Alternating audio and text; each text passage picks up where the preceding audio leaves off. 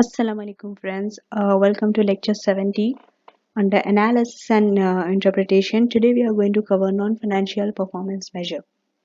Earlier I have in lecture 69 what I have covered was tech companies, the technological companies, how do we analyze them and all. Now we are moving towards non-financial performance measure. So performance measures and all we have covered in all the previous lecture. Okay, whether it is additional performance measure or financial measure, the ratios and all. Now we are moving towards non-financial performance measure because we also need this to analyze the company in a better light. Now there are some limitations of financial performance measure. That's why we are moving towards non-financial performance measure also. Remember, non-financial performance measure is not a substitute for financial performance measure. We still need financial performance measure even though there are limitations, and then we have to use non-financial also. Okay, so now let's start with limitation number one. Financial performance measures are normally calculated using historical information that has happened in the past. It is not, it has nothing to do with future performance. Limited information is only there. You cannot predict based on that. For example, if you're writing an asset, non-current asset in your statement of financial position, that asset you have bought in the past, now you're recording it with the depreciation, amortization, whatever it is. But it's based on some historical financial information. Okay, next. They do not provide some information that is there in the non-financial. What are those? Such as customer satisfaction. How will you know how much your customer is satisfied? Whether your customer is satisfied or not based on the profit or the profit and your statement of financial position or cash flow. You will not know it unless you have some non-financial performance measure. So financial performance measure does not provide those information. Okay, because most of it out of profit, whether it's cash flow, profit, out of it, the most number one important thing, okay, that gives a long-term success for the business is customer satisfaction. If your customer is not satisfied, everything else is nil. It has no value. And customer satisfaction, how do you measure it in your financial performance measure? You cannot.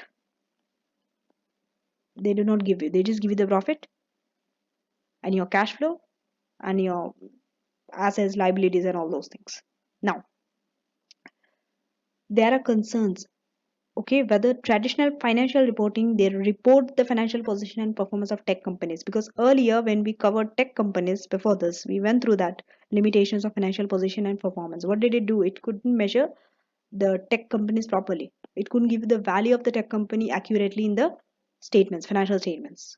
There were some limitations. So because of that also we had to go through non-financial performance measure, because under tech company the remedy was, there were two remedies. One remedy was to prepare integrated reporting, and under that give non-financial performance measure. Understanding? Then they can be manipulated through accounting estimates or policy choices. For example, depreciation, amortization. This can be easily manipulated. You can just change the accounting policy or the estimate because they are more judgmental. So you can manipulate. Non-financial performance measures hard to manipulate. For example, customer satisfaction. You cannot manipulate this figure. If you are basing your customer satisfaction based on the survey that you have done, clearly the survey will tell you out of this percentage how much they are satisfied, how much are not satisfied. You cannot manipulate. It's not judgmental. It's objective based on some facts. You can prove it. You can verify it. But financial performance measure, there are some amount which you have to use your judgment. You can easily manipulate them. So these are limitations. Now we are moving towards some examples. You need to know some examples also. Okay, because if it's given to you, presented to you in the exam, you will not know whether it's financial or non-financial. First of all, you have to identify that, differentiate between those two. Number one, employee turnover. If your employee turnover, employees are leaving, it's not a good sign. If employees are retained, it's a good thing. Okay, but definitely does not mean that you should not try to retain attract people, outside. You have to still recruit people. Still there are people leaving, maybe they are retiring and so many other things, but still having a high employee turnover is not a good thing. That means most of the employees are leaving. It's not a good thing. It's a non-financial performance measure. Then we have absentee rates. If so much absentee rates is high, that means your employees are being absent. That means there is something wrong with the organization you have to worry about. Employee satisfaction, same. If employees are satisfied, definitely employee turnover will reduce. definite. Customer satisfaction, very important. Okay. Delivery times. Are you delivering it? Are you taking so much of time to deliver to your customer? All this matters. Okay. And then we have brand awareness and brand loyalty. This are non-financial performance measure normally reported in integrated reporting. Okay. Now we are going towards test your understanding 6 Lorenzo to understand the scenario better. How do you interpret and how do you write questions? Okay, how do you write answers on non-financial performance measure?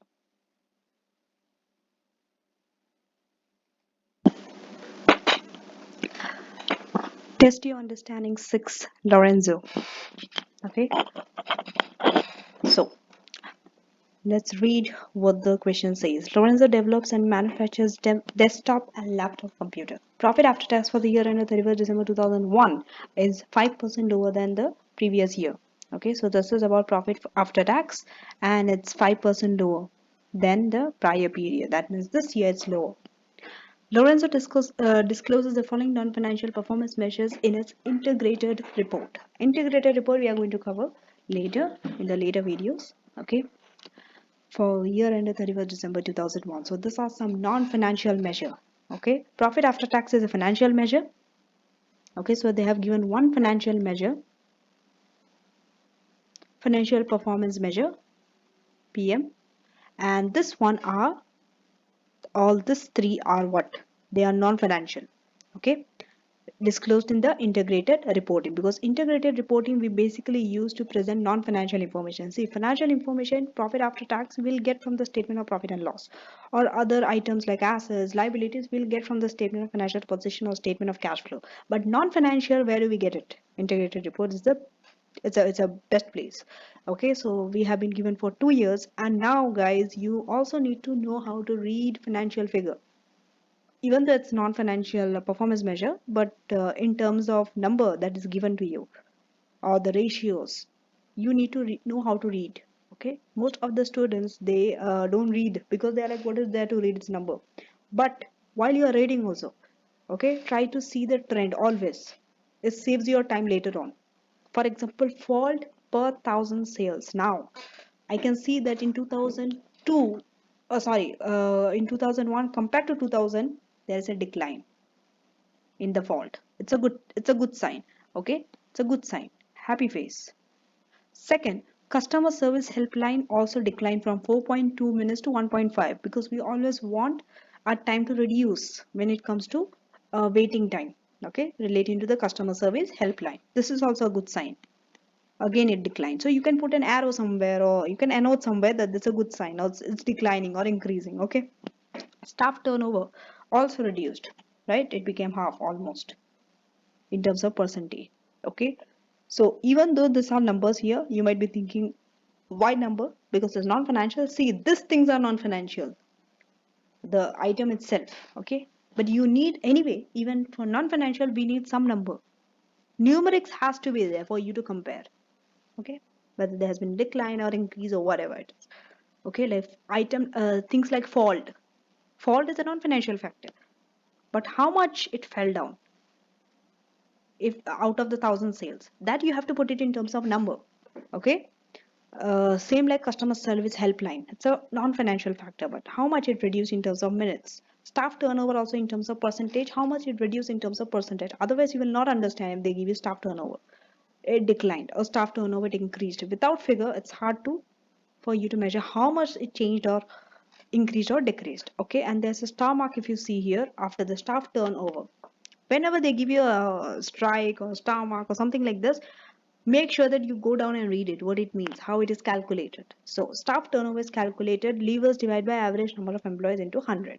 Okay, here you don't have to calculate any figure, you have to explain what is the scenario of this company. So discuss how the above information might be interpreted. Okay, interpreted by Lorenzo's current and potential investors. So starting with, if you see how the answer is, the answer looks like something like this. Okay, they have different subheadings. Subheading is in bold. Okay, so when you are typing also make sure you write it in a similar way. Whenever you are writing a subheading, make it bold, keep space, write in paragraphs. Okay, these things, this are, you have to know it. Okay, I mean, there is no way out. Okay, so there are 5 subheadings. One is profit, then is fault, then it is the helpline. So each one you're breaking into pieces of small pieces of information.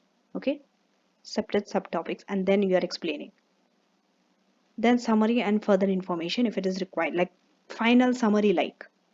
Okay, so here also, if you see how are they breaking this down, how do you know from where are you taking the subheadings? It's very easy, because this is profit after tax. Always start with the financial.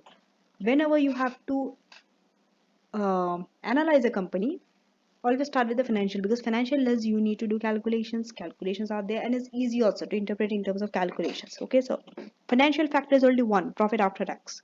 So start with profit. Second is fault. Third is customer service. Fourth is staff turnover. So from here you know. And fifth is finally your overall summary. So let's first talk about profit. Profit declined 5%. This year is lower, 5% lower than previous year. What does it say? That's why profit declined. So Lorenzo's, whose profit declined? Or Lorenzo's, mention the company. Even though this is test your understanding, but similar type of question also comes in your exam. Okay.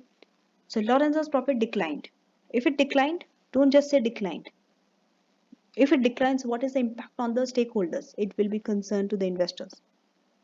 Okay. And non-financial information is presented in integrated reporting. Okay. If you go by the non-financial factor, it shows a more optimistic picture. Because profit, if you go by just by the profit, it shows 5% decline, which is not good. It's not optimistic picture. But hold on, you have to go to the integrated report and check out the non-financial factor, because they show optimistic picture. If you see everything decline, fault decline, helpline decline, start turnover decline, which is good. Okay, so now let us go to the fault. Okay, fault, what happened? Declined. Number of fault declined. When number of fault declines, what are the impact? You have to explain it. Okay, what are the consequences of it? Number one, your future repair cost will reduce. It will reduce the future repair cost. You don't have to repair so much, invest so much in repairing, because fault is declined, quality is improved, and hence it will increase profit.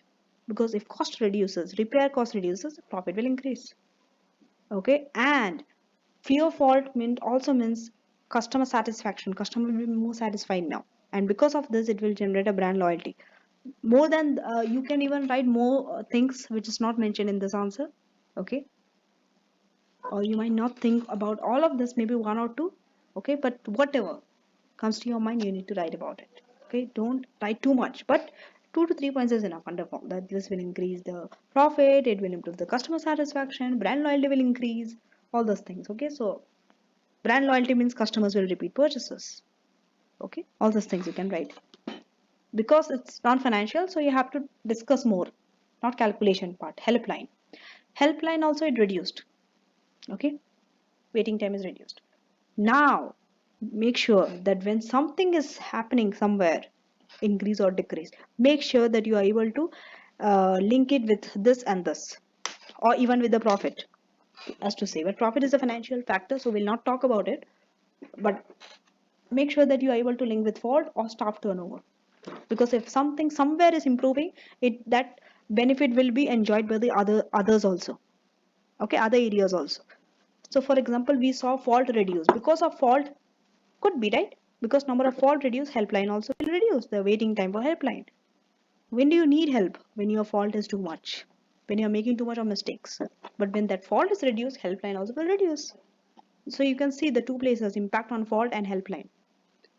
And also maybe they have done an investment, good investment in customer service department. Who helps the helpline? It is the customer service department. Okay, maybe there's an improvement in that. So it could be any reason. Okay, you don't have to give any, you don't have to think too much. Okay, oh, I don't know what is the exact reason, how do I know? You don't have to know the exact reason. You have to, in your answer you have to give the possible reasons that could be. That's it. No one is telling you, okay, give the exact. No, how will you know? They have just given you the percentage, it reduces this much, that's it, the waiting time in minutes. Based on that, you have to analyze the scenarios. Okay, this could be a reason, this could be a reason, this could be a reason for the reduction. That's it. Like here, how we are saying, they must have done a better investment in customer service department. Okay. Again, same. benefit like how fault reduced, customer perception will increase, positive impact. See, every customer when they go, they don't want to wait for a too long. Okay, the helpline waiting time should be minimized. So this will have a positive impact because it is minimized, and again it will improve the brand loyalty. Staff turnover, you can repeat the same points. Okay, same benefits you can write in two places, it's okay, it's fine. Staff turnover, staff turnover also reduced, almost it became half, which is again a sign that maybe staff experience is being retained. That means not much staff are leaving. That means staff experience is being retained in the business. It's a good sign. Because of this, what happens? Recruitment reduces, training costs also reduces. Okay, this uh, impact on various things.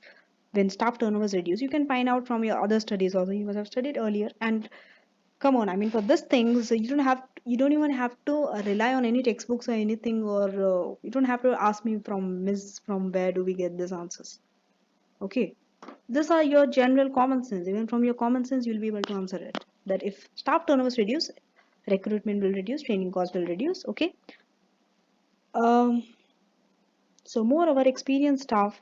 Okay, definitely we know experienced staff performs better than inexperienced staff. Okay, again this can partly explain the improvement in fault level. You see, you are linking staff turnover with what? Link this back to the fault. I'm not saying all the time you have to link, but if you are able to do that, it's better. You're securing more marks for yourself. That means you have understood the whole case study properly if you are able to link like this. And this skill is highly valuable in your SBL. You need to do that in SBL specifically. Not so much here, but yes, it's better if you do it. Okay. So because fault, when your fault reduces, customer helpline also reduced. Definitely, customers will be satisfied, and hence even staff also does not want to leave the company. They want to stay there because customers are satisfied, right? So even this could have other benefit also. Okay, like more experienced staff will be able to develop more innovative products.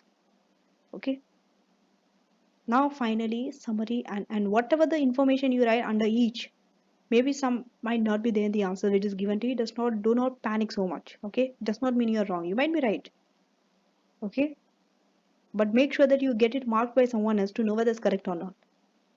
And specifically this becomes very difficult when you're doing self-study, trust me, because marking your own work is very tough. Okay, because you might be thinking you are correct, unless you are very what do I say, very critical of yourself.